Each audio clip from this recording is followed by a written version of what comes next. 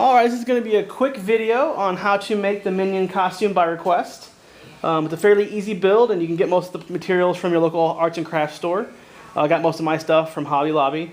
It actually only consists of seven different pieces, so it shouldn't be too expensive. I think I spent maybe right around $50 in total on the whole thing. Basically, the first and most important thing you're going to need is this foam pad. It's not too expensive. It's like $36. It comes 2 inches thick by 27 inches wide and 72 inches long, so you can cut it to fit pretty much anybody.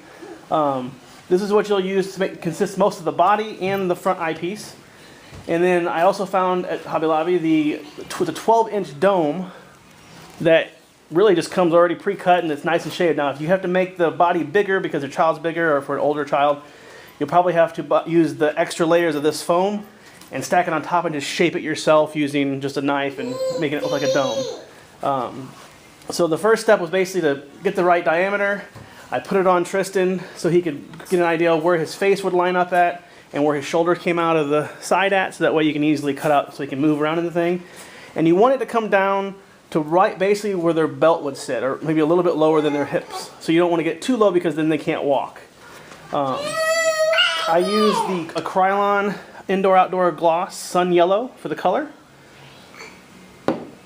I use, the key important thing that after trial and error is hot glue. Hot glue is your friend. Don't use if you have like an industrial hot glue gun, obviously you want to make sure the temperature is not too hot because it will melt the foam and styrofoam. But I had one of those cheap ones that did a great job. It held the foam so you didn't have to spend all day long holding this thing. This is just simple elastic straps you can get out of like the sewing department.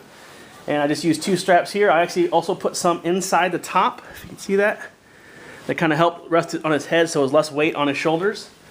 And obviously these are just your typical pipe cleaners, and you can arrange the hair however you want. Tristan picked out the spiky hairdo. The only thing you can't get at Hobby Lobby that I'm aware of is these pair of coveralls.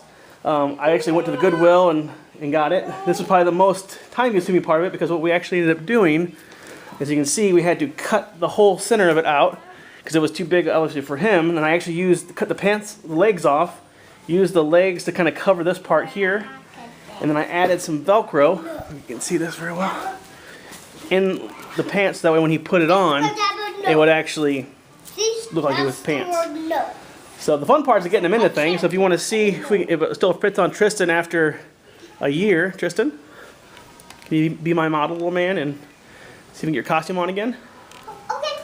All right, hands up.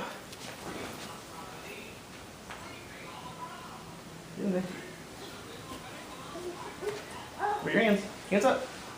Other hand. Where's the other hand at? You need both hands. Both hands up. There's one. Where's the other one? There's the other one. Back up so the camera can see you.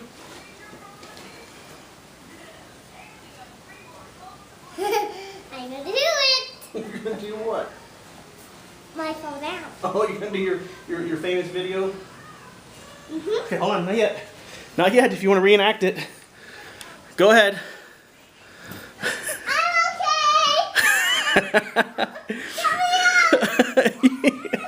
And that's why I had to pick him up when he's 3 now. He was 2 when the first video was made. Also the shirt, I just went to your local Target and I found just a yellow shirt to put on him so it would actually cover the arms up. But that's how simple it is to make. Just hot glue, foam, yellow paint, overalls, a little bit of sewing involved. And then there's the other troublemaker.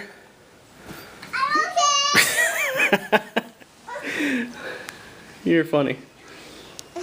Alright, tell everybody thank you for watching your video. Thank you for watching my video. Kira, say thank you.